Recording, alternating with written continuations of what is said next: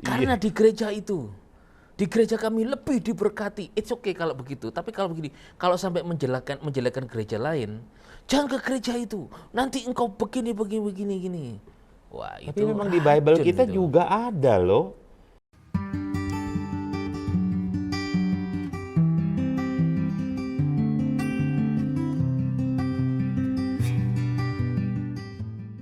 Tahu racun nggak, Pak? Iya, iya, Pernah racun tahu itu racun? eh, sesuatu yang tidak boleh kita konsumsi. Oh iya. Pernah keracunan apa enggak? Iya pernah.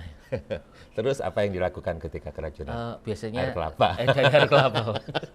Pasti Dari air langsung kelapa. ketebak gitu.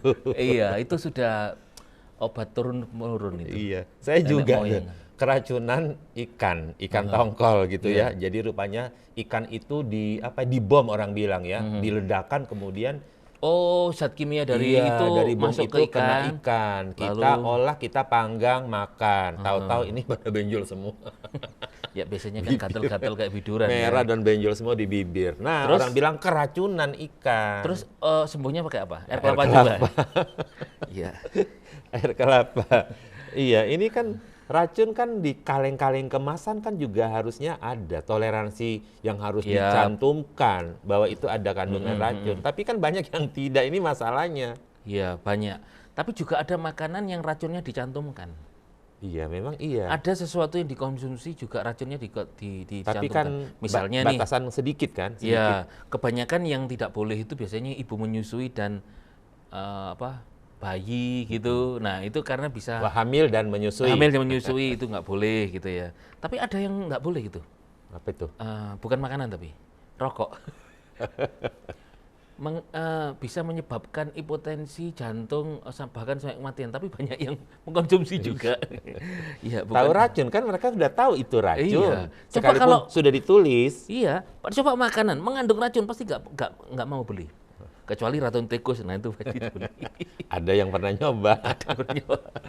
Ada juga yang sengaja minum racun, diputus pacarnya, Iya itu. ditinggal suami, Baygon kan racun. membunuh diri. Minum. Mhm. Tapi kalau kebanyakan makan dan meninggal racun bukan. Nah, ya bisa juga itu. Iya, lebih spesifik kita ngobrol soal racun ini ya. Iya, tentang toksik. Iya, racun ini kan bahaya nih.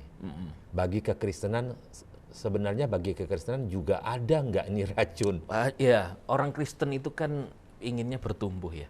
Namanya bertumbuh, pertumbuhannya itu kan makin mengenal Tuhan, makin mengenal firman, lalu hidupnya makin kuat. Bukan makin kuat, makin lemah. Ya kena racun tadi. Ya racun tentunya pasti ada jenis-jenis racun tertentu kalau di bidang rohani ya. Betul, betul. Nah, ini kan kalau kita bisa memilah nih ya, memilah racun, ada racun penyebabnya kata-kata. Ya, bisa. Dan kemudian masuk di pikirannya, diolah, kemudian jadi kemarahan, kemudian jadi pembunuhan. Nah, Iya. kasus kemarin itu yang ramai sampai sekarang itu kan kata-kata yang diceritakan, ditanggapi, kemudian terjadi pembunuhan. Iya, membuat sakit hati. Iya, karena Geram, kata-kata marah. ya. Ini bahaya. Iya. Bahaya kan? Karena kan itu sudah keracunan. Yang keracunan bukan perutnya lagi itu, Nah, pikirannya, itu dia. perasaannya. Lalu perbuatannya jadi melakukan sesuatu sesuai dengan pengaruh racun tadi. Iya. Racun perkataan Bahaya itu tadi. banget ya kata-kata itu Iya. ya. Masuk ke telinga, bukan keluar ke sebelah. Iya. Merasuk ke pikiran, perasaan, kehendak, muncul kemarahan, dendam, sakit hati, dan balas dendam. Iya. Jangan ke gereja lagi. Kenapa? Yang melayani tidak kudus. Oh, yang khotbah ini jangan datang. Kalau yang khotbah ini nanti begini. Wah, Kena racun impartasi katanya. Iya. Dari mimbar impartasi yang melayani nggak kudus semuanya kena. Apalagi kalau dia sudah doakan. Nah. Itu racun itu ya. Sebetulnya banyak ini racun di sekitar kita ini. Datanglah ke gereja kami.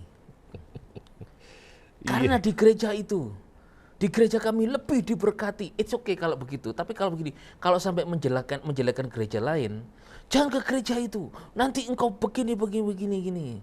Wah, Tapi itu memang di Bible racun kita itu. juga ada loh.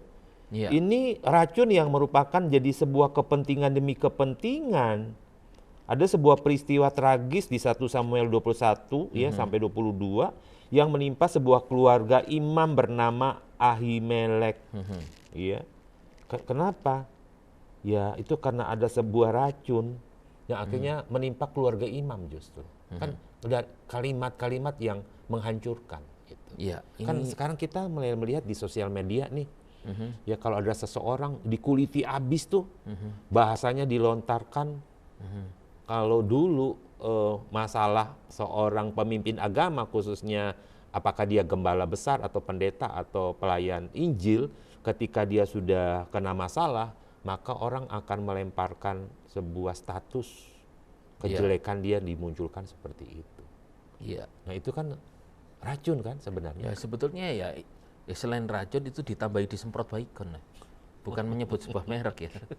Tapi kayak sudah kena racun dibunuh. Ya ini kisah pada masa Raja Saul nih. Ya. Jadi Daud itu datang kepada Imam Ahimelek dan meminta makan. Malangnya perbuatan baik Imam Ahimelek itu dilihat oleh seorang bernama Doeg, yang adalah pengawas gembala-gembala Raja Saul. Dia lapor ke Raja Saul bahwa itu loh imam itu kasih makan Raja Daud yang dia lagi kejar-kejar, kemudian kasih pedangnya Goliat yang dulu pernah disimpan. Nah, mendengar berita itu jadi racun buat Saul, dia marah, dia bunuh semua imam-imam itu. Ya, ini berarti racunnya adalah membuat ini ya, kemarahan ya, raja. Iya. Ini pasti, efeknya pasti negatif. Iya. Racun yang negatif. Jadi nggak ada racun yang efeknya positif. Coba cari racun apa yang efeknya positif. Ya, racun apa ya? Kalau kita makan enak orang bilang racun, nggak boleh. Kolesterol katanya. Iya, racun itu itu adalah sesuatu yang membuat kita menjadi menjadi kurang baik lah, menjadi tidak baik gitu ya. Dan itu racun perkataan ya. Racun perkataan. Yusuf juga pernah kakak-kakaknya Yusuf pernah meracuni ayahnya. Padahal Betul, Yusuf iya, itu kan dijual. Tapi dikatakan pada ayahnya mati. Ini kan meracuni ayahnya sendiri dengan berita yang tidak baik tentang Yusuf yang sebetulnya tidak seperti yang mereka beritakan. Iya. Ini sehingga meracuni dan menyakiti hati. Jadi Yakub akhirnya pengen cepat mati. Nah, karena anak yang dikasihinya sudah dikatakan jadi korban binatang buas. Iya. Dibuktikan dengan baju jubahnya itu sudah penuh berlumuran darah. Nah, ini kan berita hoax. Iya. Jadi berita hoax itu kan juga racun, bahaya. Jadi sekarang kan sosial media kan berkembang luas nih, bebas sekali itu. Dan nah, ini harusnya racun kita bisa milih dong. Iya, racun kan juga bertebaran. Ada racun, ada duri, ada dagingnya. Seringkali orang berkata begitu. Tapi ada racun, pasti juga ada biasanya tadi untuk obat itu. Ada racun, ada air kelapa. Jadi anak-anak Tuhan ini suka menyebarkan air kelapa atau racun gitu ya. Iya, jadi memang kita harus hati-hati nih. Ini nasihat baik, nasihat yang sangat baik supaya setiap orang percaya hati-hati menerima informasi. Ya, ini racun perkataan ya. Iya. Ada nasihat di dalam 2 Timotius 2 ayat 16. Saya bacakan, hindarilah perkataan tidak senonoh dan omong kosong karena hal itu menambah banyak kefasikan. Nah, ini dia. Perkataan mereka akan menjalar bagaikan kanker. Di antara mereka ada Himeneus dan Filetus yang telah menyimpang dari kebenaran. Mereka berkata bahwa kebangkitan sudah terjadi sehingga mengacaukan iman. Nah, ini mengacaukan iman. Mengacaukan iman beberapa orang. Nah, ada satu perkataan yang membuat orang itu keracunan, naik darah gitu, marah atau menjadi kecewa dan sebagainya. Ini kan sebetulnya satu racun-racun rohani yang menghambat pertumbuhan. Ternyata firman Tuhan itu berkata ini mengacaukan iman. Berarti ini sebenarnya doktrin dong. Ya, berarti pengajaran. Kalau pengajaran, orang seharusnya kan pengajarannya benar. Orang keracunan pengajaran, contoh aja tentang keselamatan aja. Bisa. Ada racun yang membuat orang tidak percaya bahwa Yesus satu-satunya juru selamat yang menyelamatkan dia sekali selamanya. Tapi ada juga orang yang tidak mau percaya itu dan berkata, pengajaran kita ya keselamatan bisa hilang. Berarti kuasa Yesus ya nggak berkuasa. Yang pertama racun perkataan. Ada air kelapanya, ada obatnya. yaitu hindari perkataan-perkataan yang omong kosong kayak gini. Kalaupun sudah keminum, tertelan, minum air kelapa. Ya, air kelapa ini adalah firman Tuhan. Dan itu percayalah kepada Tuhan, tenangkan hatimu, atau ini, damai sejahtera Kristus itu memelihara hati dan pikiranmu. Pikirkan semua yang baik, pikirkan semua yang suci. Ini jangan mikir macam-macam. Ini kalau kita sudah mikir yang buruk, oh anakmu tadi begini, wah ini kan racun kan masuk. Jangan pikirkan yang negatif. Racun bikin ketakutan kan, kayak sesak nafas kan. Bisa marah kan, marah gini, imunnya turun, nanti semaput. Jadi doktrin ini sebenarnya bisa ditawarkan nggak atau dinetralisir nggak ketika doktrin yang salah itu? Nah, kan ada racun berikutnya namanya pengajaran yang salah, gitu. Misalnya nih, selamat selalu orang diberitakan kamu harus mengaku dosa, bertobat, rendahkan diri. Menurut firman Tuhan salah? Tidak. Tetapi pada hari ini kan ada firman itu menuliskan itu kan ya? Betul. Tetapi kan Tuhan itu yang berbicara siapa kepada siapa. Nah kalau orang Kristen kemudian mendengar ini, kemudian wah aku tidak selamat. Nah hasilnya pasti di situ. Kenapa? Karena dosaku banyak. Aku harus mengaku dosa. Padahal mengaku dosa pasti ada salah satu, salah dua, salah 10 dosa yang tidak terakui. Nah kan jadi nggak selamat. Nah ini sebetulnya keracunan, Mr. Guntur. Bagaimana supaya tidak keracunan? Sebetulnya hari ini dikatakan bahwa firman Tuhan di Efesus 2 ayat yang ke-8 dan 9, kamu selamat oleh karena anugerah, kamu diselamatkan bukan karena perbuatan. Bukan karena perbuatan. Oleh iman. Itu oleh iman, ya toh. Bukan karena perbuatanmu tapi pemberian Elohim. Jadi selamat karena pemberian Tuhan. Karena anugerah bukan usaha upaya kita. Kita tinggal menerima. Tetapi ada yang sebetulnya itu memang bagus itu firman Tuhan. Tapi kemudian diberitakan kamu harus mengaku dosa. Mengaku dosa ya bagus juga ya. Bagus. Tapi bukan syarat keselamatan kan? Ya. Karena keselamatan tuh kan tadi ada yang mengajarkan itu syarat keselamatan. Kan sebetulnya ini sebuah racun pengajaran. Ini berarti kita tidak melalui meja. Efeknya tuh gini. Efeknya orang yang akhirnya berpikir tentang keselamatan seperti itu, dia akan sering merasa berdosa, dia akan sering merasa ketakutan, dia takut untuk melakukan sebuah tindakan iman. Setiap hari hidupnya dari pengakuan dosa kepada pengakuan dosa yang lain. Ya, misalnya gini nih, datang lagi saya ke Pak Kuku karena saya bersalah. Pak, sorry ya, saya salah kemarin ya. Saya datang lagi, Pak, sorry ya, saya salah kemarin. Pak, sorry ya, menurut Mbak Kuku, apa yang saya lakukan ini? Iya. Nggak percaya. Kalau kan? Saya sudah mengampuni. Nah itu dia. Padahal kan kita ini orang percaya.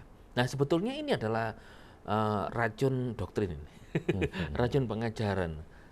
Pengajaran mana? Pengajaran di Alkitab kita. Harusnya kan begini kan, sorry ya aku bikin salah, next saya akan berbuat yang lebih baik supaya tidak salah seperti itu. Kan kayak gitu ya. Ya harusnya setelah kita paham bahwa kita kena racun, kita terima kembali kebenaran firman Tuhan yang benar tadi ya. Kemudian kita hidup menurut firman Tuhan. Ini air kelapanya. Air kelapanya. Ini penawarnya. Tetapi kan juga Yesus pernah berkata ini, sekalipun kau minum racun maut, engkau tidak akan celaka. Nah itu yang dipakai banyak orang untuk bertanya kepada kekristenan, buktikan jika engkau minum racun, engkau nggak mati. Gimana cara menjelaskan? Begini, tentunya waktu kita makan ini setiap hari, itu juga ada sedikit banyak di dalam makanan kita itu tidak murni juga. Ada racun, cuman Tuhan sudah memperlengkapi tubuh kita misalnya darah putih. Darah putih ini kalau ada zat asing masuk dalam tubuh kita kan langsung dilawan oleh darah putih. Sehingga mungkin kita demam sebentar, kita berkeringat sebentar, akhirnya sehat lagi. Jadi artinya ada banyak racun-racun yang masuk dalam tubuh kita yang tanpa sengaja. Nah yang itu, Pastor Guntur. Jadi jangan sengaja, sekalipun minum racun menurut firman Tuhan, baygon ini aku minum, pasti aku tidak keracunan. Coba saja kalau enggak. Minum, dia tetap hidup, tapi mulut busa. Iya, itu sudah mencobai itu ya, bukan yang seperti itu tentunya. Tapi memang sebenarnya ayat itu juga bukan perintah untuk dilakukan, kan? Betul. Bukan sebuah perintah kan. Bukan. Kalau perintah, ayo saya perintahkan minumlah racun maut, Anda membuktikan Anda tidak akan bukan mati. Untuk menantang juga. Bukan untuk menantang, bukan kalimat perintah kan. Tetapi Tuhan sedang menunjukkan bahwa Dia berkuasa melindungi kita, kan gitu. Tapi saya punya kesaksian hidup loh, Guntur. Gimana itu? waktu itu adik saya, waktu adik saya masih hidup, barusan pulang dari luar kota membawa ikan tongkol banyak dari laut, langsung dari laut, mancing, banyak kan? Bukan dibom ya? Bukan, nggak mancing. Terus makan kan, saya juga makan karena saya suka ikan laut, makan banyak. Setelah makan banyak, saya pergi pelayanan waktu itu, saya pergi pelayanan, terus ketika pulang dari pelayanan, saya enggak apa-apa nih, sehat. Saya pulang, rame di rumah. Loh, ada apa? Ternyata beritanya adalah semua yang makan ikan tadi, semuanya keracunan. Ada yang wajahnya memerah, ada matanya begini, sehingga ada yang pergi itu tadi, beli air kelapa banyak, minumin. Akhirnya lemes semuanya, akhirnya sembuh. Terus saya ditanya, loh kamu tadi juga makan? Enggak apa-apa? Enggak ada apa-apa loh, padahal saya makan. Dari semua yang makan, cuma saya sendiri. Ini kisah nyata. Saya juga kaget gitu. Oh, memang Tuhan ini bukan karena saya hebat, tapi kepentingan Tuhan mau pakai saya. Tadi saya melayani, padahal tadi saya melayani waktu itu pemain musik, pemain gitar. Saya hanya di persekutuan ada itu yang tahu, kan, main ya? gitar saja, saya nyembah Dan Tuhan. memang itu ikan sudah dimasak seperti biasa, Iya. kalinya matang semuanya. Saya tetap sehat karena ternyata Tuhan memberi satu perlindungan tersendiri. Nah, kalau ayat itu tadi diaplikasikan gini, ini yang benar, Ester Guntur. Karena tidak mencoba, kan saya juga nggak tahu ada racunnya. Iya, tidak ada orang yang tahu. Itu mirip juga dengan sebuah acara syukuran ya. Iya. Kemudian dia membagikan makanan yang sudah diolah seperti biasa, cateringnya masak seperti itu. Akibatnya orang yang makan makanan dari situ, syukuran itu, semua tumbang dan dibawa ke rumah sakit. Dan beritanya muncul bahwa keracunan mengakibatkan orang pada sakit. Kan tidak ada maksud orang itu untuk meracuni, tetapi Iya. ada racun yang tidak ada yang pernah orang tahu. Itu pentingnya kita berdoa juga kadang, Yo. Ya, berdoa itu. Pada saat kita makan kita kan tidak pernah tahu, tapi yang penting percaya. Sebetulnya Yesus kan kuduskan. berdoa itu kan supaya imannya kita bertumbuh, kita jadi kuat, kita jadi yakin, sehingga tubuh kita menjadi kuat. Gitu loh, imunnya, sel-sel tubuh kita jadi kuat untuk melawan bila ada racun itu yang masuk. Saya juga beberapa obat-obat dokteran itu kan ada yang harus dengan resep dokter, obat keras gitu. Tapi hanya digunakan dokter waktu operasi. Sebetulnya itu juga racun juga kepada manusia. Cuman dokter lebih tahu dengan hikmat Tuhan pemakaian di saat-saat tertentu. Makanya tanpa resep dokter kita ya keracunan. Memang ada ini ya, ada kadarnya ya. Iya. Berapa yang dipakai kan gitu, nggak sembarangan. Iya. Dokter kan juga tahu ya. Ketika dia mengoperasi, maka berapa kadar yang harus dipakai untuk pasien tersebut. Sekarang bagaimana dengan kehidupan kekristenan ini? Besar Guntur, dari meja anugerah ini apa yang kita bisa sampaikan kepada... Saya ingin sebenarnya lebih banyak program-program seperti seperti air kelapa yang menetralisirkan, yang menyembuhkan, yang membangkitkan orang-orang lemah. Degan ya? Degan. Iya, degan. Kita kasih judul aja degan rohani. Iya, jadi harusnya lebih banyak itu. Iya. Kan. Ini kan mahal sebenarnya. Degan itu dibandingkan dengan air, memang dia lebih mahal, tetapi manfaatnya lebih banyak. Iya. Memang susah ya untuk membuat sebuah konten pengajaran yang baik benar sesuai Alkitabiah, Bible kita, biblikal. Memang itu membutuhkan waktu, daya semua, pemikiran, tetapi ini pasti lebih bermanfaat sekali ke banyak orang. Ayo bikin banyak-banyak degan-degan rohani. Iya, jadi kita dipakai Tuhan untuk kesembuhan banyak orang gitu ya. Iya. Kalau ada racun-racun perkataan yang membuat kita marah, sakit hati, kecewa atau berpikir negatif, ayo pikirkanlah segala sesuatu yang baik. Karena Tuhan itu baik, jadi jangan lekas langsung meresponinya gitu ya. Tapi dengan hikmat, bagaimana respon yang baik sehingga kita tidak hidup dalam keracunan perkataan. Iya, ini nasihat yang baik ya. Memang bahasa kita harus ada anugerahnya, ada kasihnya. Sebab kan kasih kan menghalau segala bentuk kelemahan-kelemahan. Bagaimana dengan racun pengajaran yang salah gitu? Nah, memang harus sampaikan kebenarannya, ya. Walaupun sedikit, tetapi itu bermanfaat. Tetapi kalau banyak juga oke sekali sih ya. Jadi semakin banyaklah, buatlah pengajaran-pengajaran yang sesuai dengan Bible, biblikal kan ya. Bahwa bukan dari pikiran kita, tapi dari pikiran Tuhan, supaya kita memahami pikiran Tuhan yang seperti itu. Jadi firman Tuhan katakan peganglah apa yang ada padamu. Ya toh? Kalau menurut engkau itu dengan iman kau itu benar, ya selalu ikutilah, carilah firman Tuhan yang benar, firman kebenaran dengan benar. Jadi engkau tidak keracunan dengan pengajaran yang salah. Jadi kekristenanmu tetap bertumbuh dengan sehat dan tetap percaya Yesus gitu. Saya mau tambahkan, kalau tadi peganglah apa yang ada padamu, sekarang buanglah racun yang ada padamu. Ya. Jangan dikasih orang lagi, udah buang. Ya, seringkali kan kita detox. Ya caranya buang juga detox lah. Detox, Oke. detox bisa dengan puasa. Oke, Gitu ya. kita detox ya, detox rohani. Kita mulai dari perkataan ya. Ya, perkataan. Dan juga kita sering-sering dengar firman Tuhan supaya kita terus terdetox dan kita sehat, pertumbuhan kita semakin mengenal Tuhan Yesus dan firman-Nya dengan baik. Oke, thank you. Kita Iya. ngobrol lagi dalam Iya. Meja anugerah, Meja anugerah. di satu arah ini. Oke.